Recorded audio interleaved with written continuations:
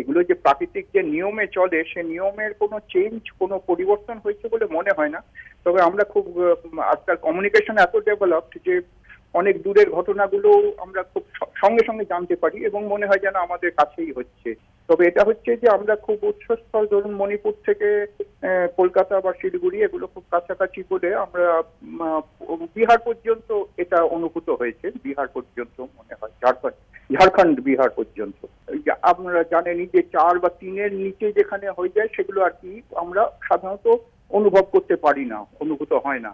কিন্তু সেগুলো যদি আবার কেউ উচ্চ মানে হাই রাইজ বিল্ডিং এর ওপর দিকে থাকে, তারা হয়তো 3 তীব্রতার গুলো বুঝতে পারবে না। এর পেছনে অন্য কোনো কারণ বলে কিছু নেই। এটা ধরুন যে যেগুলো চিহ্নিত উৎসস্থল, যেমন ধরুন হিন্দুকুশ পর্বতমালা বা হিমালয় পর্বতমালা বা আমাদের দিকে আরাকান ইয়মা পর্বতমালা, বা এগুলো হচ্ছে যে আমাদের স্থলভাগে, এবং যেগুলো জলভাগে যেসব রয়েছে সেই সবগুলোই উৎসস্থলগুলো, সেগুলো সেখান থেকেই এগুলোর উৎপত্তি।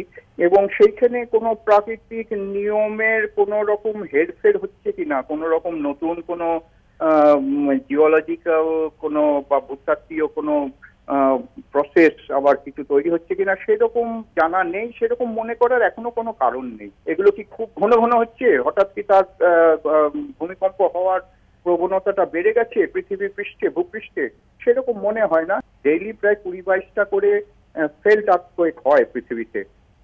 সুতরাং তার কোনো সেরকম বৈজ্ঞানিকরা কেউ বলছেন না যে তার সংখ্যা বেড়ে যাচ্ছে।